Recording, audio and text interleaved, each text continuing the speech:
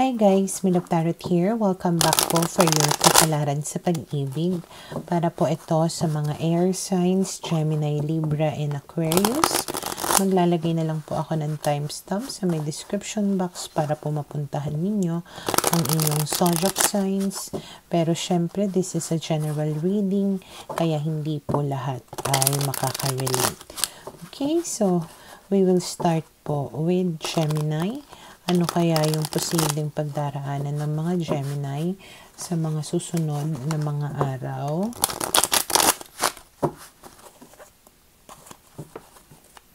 Okay, we have here the Seven of Cups, the Justice card, the King of Coins, and we have here the Strength card. Okay. So, base sa mga barahan na to, parang maraming pagkakataon na maibibigay sa'yo para maitama siguro yung mga decisions mo or yung mga nagawa mo.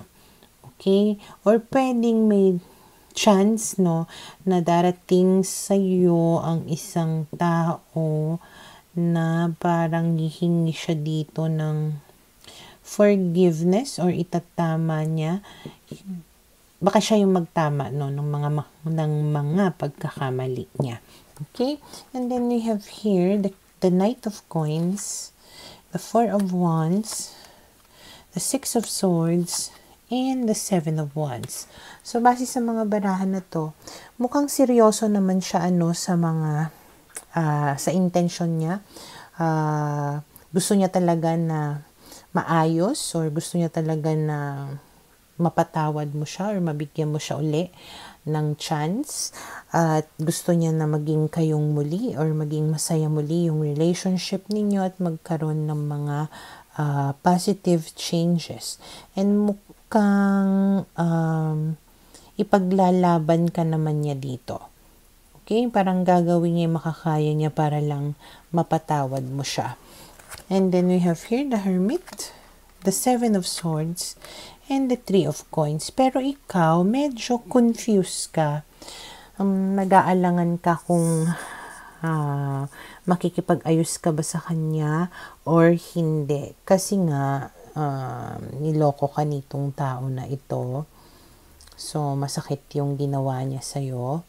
At medyo nagdududa ka kung totoo ba yung mga pinagsasabi niya, kung talaga bang itatama niya na yung mga pagkakamali niya, ganyan, at hindi niya nauulitin.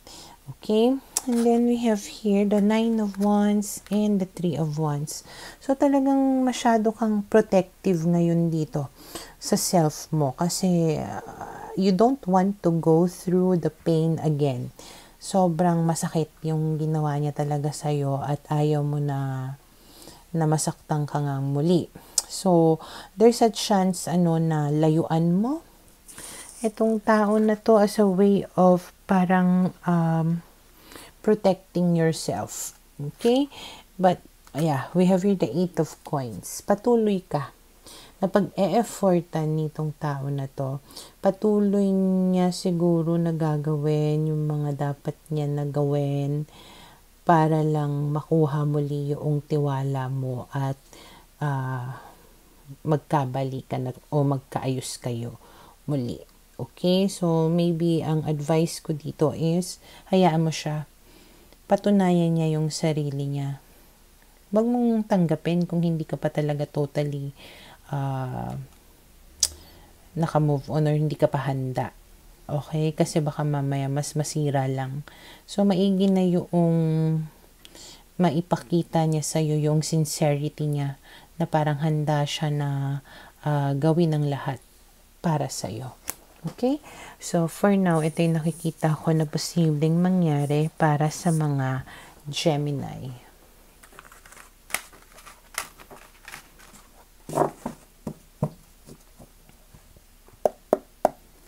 Para sa mga Libra.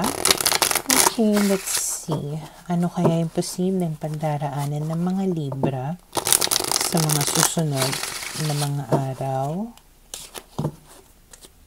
We have here the Empress, the Nine of Swords, the Queen of Coins, and the Eight of Cups. Okay. Malaki yung possibility na you are dealing with an earth sign. Malaki rin ang chance na itong tao na ito nakukonsensya, nag-overthink, hindi kanya maalis sa isipan niya. Maybe naiisip niya na ikaw ay naging maalaga sa kanya, mapagbigay, or yung mga magagandang qualities mo, mapagmahal, ganon. Parang lumayo siguro itong tao na to sa'yo kasi hindi siya naging totally happy with your relationship. And mukhang may feelings pa naman siya for you kasi hindi ka naman niya maiisip o hindi naman siya makukonsensya kung wala siyang nararamdaman para sa'yo. Medyo mahirap din sa kalooban niya na lumayo siya sa'yo. Okay? And then we have here the Judgment card, the Six of Coins, the Three of Cups, and the Five of Swords. So, maaaring nagkaroon na nga siya dito ng realization. Pwedeng na-realize niya na yung mga hinahanap niya all along is nasa iyo pala. Na yung mga magagandang qualities, okay, nasa iyo. So, parang medyo nanghihinayang din siya dito na hindi niya nasuklian yung mga naibigay mo sa kanya. And parang gusto niya dito na makipagbati sa'yo. Pero nakikita ko dito, Five of Swords, na pwedeng ikaw ito na nag-aalinlangan. Kasi nga, nagsinungaling siya sa'yo before. Alam mo, may history siya na hindi maganda. So, nahihirapan ka na paniwalaan siya kapag siya ay nakipagbalikan sa'yo. But, Six of Cups, the Wheel of Fortune, the Two of Coins. Pero, nakikita ko dito na hindi mo naman totally na isasara yung pintuan para sa kanya. Pag-iisipan mo, titimbangin mo ng maigi kung talaga bang magbabago itong tao na ito. May chance pa talaga na balikan kayo dito. Pero, things needs to change. And you are weighing the options nga kung may mga pagbabago ba na mangyayari. And then we have here the Page of Swords and the Queen of Swords. So, nagiging intelligent ka dito or talagang iniisip mo ng maigi kung babalikan mo ba siya or hindi. Hindi ka nagiging emotional dito. In fact, para kang nagtataray pa nga dito or nagpapaka-strong na parang, sige, subukan mo na lokohin ako or magsinungaling sa akin. Hindi ako magdadalawang isip na alisin ka muli sa buhay ko. Something like that. Okay? And then we have here the Magician. Fortunately, there's a big chance na this person will do everything para lang kumbaga maniwala ka sa mga sinasabi niya sa'yo. Or mapagbigyan mo siya at makipagbalikan ka sa kanya. Okay? So, for now, ito ay nakikita ko na posibleng mangyari sa mga Libra.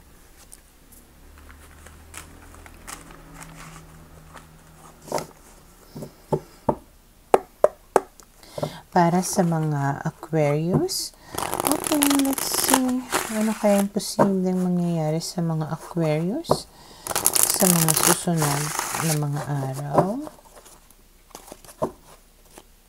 We have here the Six of Wands, the Hermit, the Five of Swords, and the Seven of Wands. Okay. So, base sa mga barahan na to, may chance na malulungkot kayo sa mga susunod na mga araw na meron pa rin kayong iniiyakan. Pero parang dinadivert nyo yung self nyo dito, yung attention ninyo. You're trying to focus more on yourself, parang self-care, self-love. Nagpapaka-strong ka dito. You're really trying to move forward, to push through, parang ganyan. Pero siguro there are times talaga na hindi mo maiwasan to feel lonely and sad. Okay, naaalala mo pa rin yung mga ginawa sa'yo nung tao na nanakit sa'yo. And then we have here the Emperor, the Two of Coins, the Devil, and the King of Swords. So, talagang naging toxic yung connection mo with this person. And malaki din yung chance na itong person na to is ma-pride or pwedeng narcissist. Sarili niya lang yung iniisip niya, ganyan.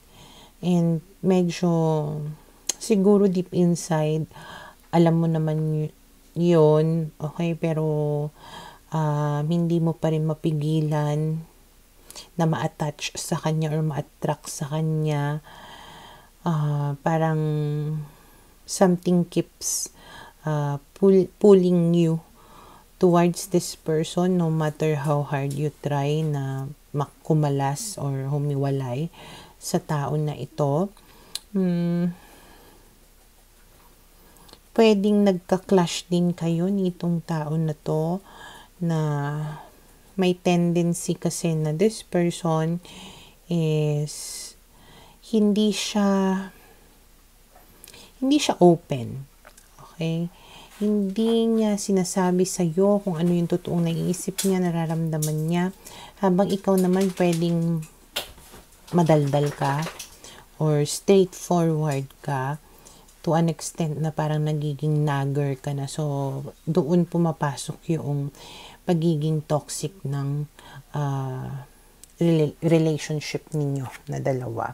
Okay? And then we have the Four of Coins, the Queen of Swords, and the Five of Coins. But still, kahit na ganun, there's still this part of you na can't let go. Pero you are trying to be strong here, but there are times talaga, there are nights na nararamdaman mo talaga yung loneliness. Okay? And then we have here the Three of Coins, the Knight of Cups. May chance na someday this person will come back to you and try to fix things with you, or maybe yun yung inaantay mo nga.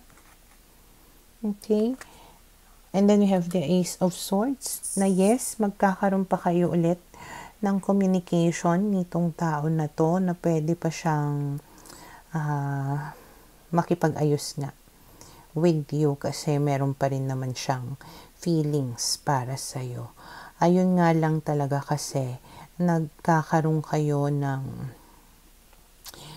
toxicity with the way that you handle your problems together.